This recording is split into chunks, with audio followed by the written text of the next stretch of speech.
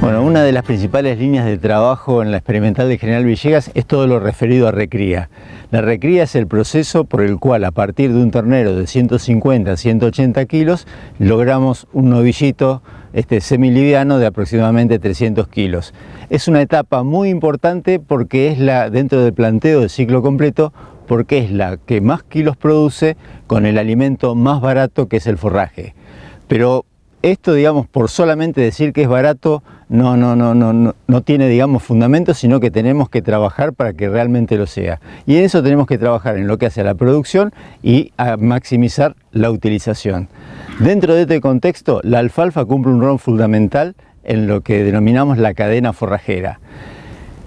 Ya con muchos trabajos de la bibliografía internacional y también nacionales de la década del 60, de la década del 70, nos indicaban que el momento, digamos, a partir de un corte, la alfalfa comienza a acumular materia seca, ¿sí? Esa acumulación empieza, digamos, generando cada vez mayor calidad y hasta que llega un momento donde la calidad declina y la producción sigue aumentando. Ese momento es cuando la alfalfa obtiene la máxima materia seca digestible, que en teoría es el momento óptimo para su utilización. En este sentido, diversos trabajos de nuestra experimental han intentado evaluar con asignaciones del orden del 3% del peso vivo, que es la cantidad de forraje que le ofrecemos por animal y por día, lo suficientemente abundante como para que la alfalfa pueda expresar su potencial en cuanto a ganancia de peso. Hemos evaluado en pasturas base alfalfa, tanto solas como en mezcla, los niveles de ganancia de peso. Lo que hemos visto es que se pueden obtener ganancias de 800 gramos perfectamente compatibles con invernada rápida,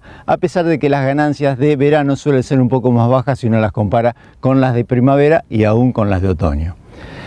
El tema es que, digamos, cuando uno comenzó o se comenzaron los trabajos en base a estudios ecofisiológicos, lo que se vio es que la mayor parte de las investigaciones realizadas que definían el momento óptimo como 10% de floración, se lo hacían, digamos, en sistemas que utilizaban la alfalfa básicamente como corte. Lo que ahí se buscaba era maximizar la cosecha.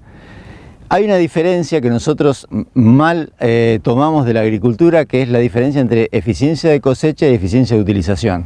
La eficiencia de cosecha es instantáneo y es la mayor recolección en un momento determinado. En cambio, la mayor eficiencia de utilización uno la logra, en el caso de una pastura, ¿sí?, removiendo todo el material que crece y evitando la senescencia de las hojas, ¿sí? Estos mismos trabajos son los que demuestran cómo, a partir, digamos, ya de momentos cercanos al prebotón floral, la alfalfa comienza con pérdida de hoja. Entonces, si bien a un 10% de floración la cantidad de materia seca digestible es alta, hay cierta cantidad de material, que puede ser entre un 10 o un 15%, que estamos perdiendo y que se deben o responden a las hojas muertas. Si nosotros tomamos una planta como es esta, estamos en otoño, podemos contar la cantidad de nudos que tiene, que es 1, 2, 3, 4, 5, 6, 7, 8.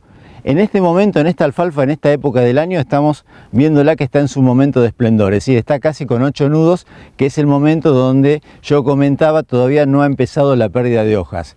Si nosotros en otra época del año dejamos que esta alfalfa acumule temperatura, es decir, acumule suma térmica, esto se logra, digamos, con aproximadamente 500 grados día, que es la temperatura del día a la cual le restamos 5 grados y la vamos sumando. Es decir, si hoy hizo 15 grados, si le restamos 5 grados nos da 10 grados por día, o sea que en 50 días, si fueran todos como hoy, estaríamos prácticamente en 10% de floración.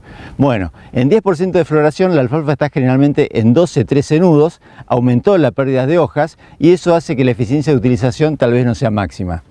En este sentido, comenzaron algunos trabajos ya hace 3-4 años en la experimental, que estuvieron a cargo de la ingeniera Cecilia Sardiña, donde lo que evaluamos fue el sistema tradicional con entrada al 10% de floración versus entradas a no más de prebotón floral. Si lo pasamos a grados día, eran 500 grados día versus 350 grados día.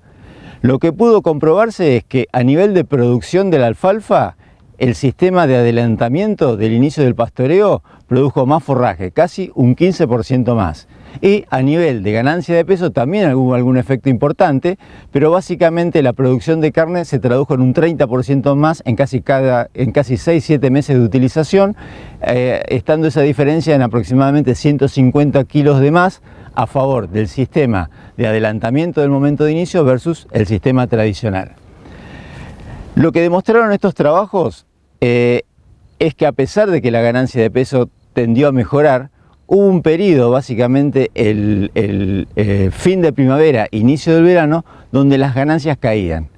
Como esta alfalfa nosotros la necesitamos para planteos que son exigentes como la invernada corta, nosotros necesitamos garantizar cierto nivel mínimo de ganancia que por ahí en el verano no lo estábamos consiguiendo. Entonces comenzamos una serie de trabajos eso se hizo en el verano anterior, en el verano 2020, donde evaluamos qué pasaba si en vez de utilizar la alfalfa con un 3% de asignación, la utilizábamos con un 4% de asignación, es decir, le dejábamos al animal más forraje disponible de manera que a través del mecanismo de selección pueda seleccionar, ¿sí?, valga la redundancia, un forraje de mayor calidad y por consiguiente esto se traduzca en una mejor ganancia de peso. Eso se logró. Si bien la ganancia de peso mejoró, la disminución de carga que implicó esa mejora en la ganancia de peso no alcanzó a compensar y por lo tanto cuando uno analizó la producción de carne, digamos, fue prácticamente igual en los dos sistemas. Por lo tanto, se mejoró levemente la ganancia de peso, pero no tuvo impacto en la producción de carne. Del análisis de todos los experimentos anteriores, lo que vimos fue un poco a ver en qué momento se dieron las mejores ganancias de peso como para ver cuál sería el manejo adecuado. El análisis de esa información nos indicaba que en teoría las mayores ganancias de peso se dieron con alturas de la alfalfa no superiores a los 15-20 centímetros de altura, y eso es lógico porque, digamos, cuando cualquier planta desarrolla estructura, hay momentos donde la relación hoja-tallo es favorable, es decir, tiene más hojas en proporción al tallo, pero a medida que la planta crece en altura, necesita generar estructuras de sostén que le permitan sostener todo ese canopeo, pero eso atenta, digamos, contra la calidad de la pastura. Entonces, en términos generales, lo que vimos fue que esas entre 15 a 20 centímetros de altura se lograban en la práctica con fechas de descanso de aproximadamente 14, 15, 16 días. Entonces nos pareció interesante evaluar a nivel experimental qué pasaba cuando una alfalfa la utilizábamos con 14 días de descanso versus el sistema que ya veníamos usando, que era adelantar la fecha de ingreso, que eran 28 días de descanso, ¿sí? Esto nos arrojaba un sistema en el cual comparábamos 10-15 centímetros de altura de ingreso versus 20-25 centímetros de altura de ingreso. La mecánica del ensayo se hizo igual que todas las otras experiencias. Tenemos módulos de pastoreo de 3 hectáreas cada una, donde sometemos a ambos tratamientos a grupos de animales, los cuales los manejamos con una asignación lo suficientemente generosa para garantizar que los problemas de disponibilidad no son limitantes, y esa asignación fue definida en un 4% del peso vivo, o sea que para un novillo de 300 kilos, que son como los que estamos viendo acá a mi espalda, le ofrecemos 12 kilos de materia seca por animal por día. En esas condiciones lo que vimos es que ambos sistemas, el de 14 versus 28 días, no arrojaron diferencias en lo que hace a producción de materia seca. En ambas situaciones la producción fue de 4.600 kilos, ¿sí?, acumulados prácticamente desde la primera quincena de diciembre hasta segunda quincena de febrero, que fue lo que duró la experiencia en este verano pasado. A nivel de ganancia de peso hubo claramente una diferencia a favor de 14 días versus 28 de 100 gramos por animal por día. Los de 14 días ganaron 826 gramos por animal por día versus los de baja frecuencia, que ganaron 726 gramos por animal por día. La asignación efectiva fue del 3.7, si apuntábamos a 4, en la realidad se dio 3.7% del peso vivo, y en la producción de carne hubo en ese periodo de casi 2 meses 30 kilos a favor del sistema de alta frecuencia versus el sistema de baja frecuencia, ¿sí? 260 versus 230 kilos por hectárea. Esto es un manejo que realmente nos dejó conforme, es bastante exigente en cuanto a los controles. Es decir, para que ustedes se den una idea, ustedes acá ven, estos novillos ya tienen 2 o 3 días en esta parcela, que es la que están viendo ahora.